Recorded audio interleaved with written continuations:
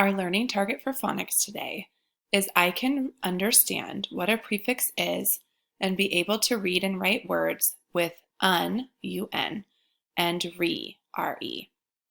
A prefix is a group of letters that is added to the beginning of the word and it changes the meaning of the word.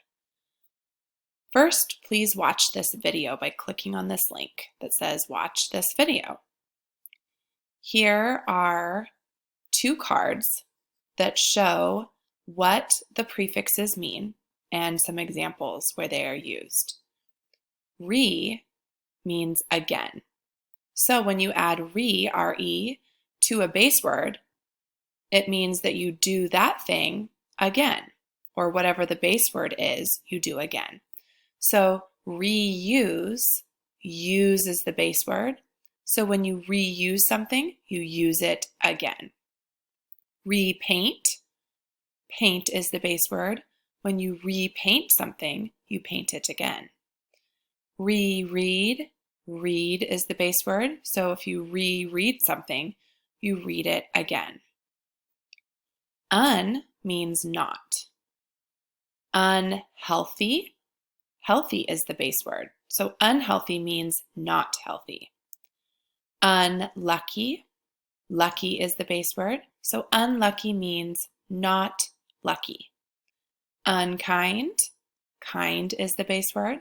So unkind means not kind. For practice, you are going to add the prefix re to the beginning of these words and then read the words to yourself.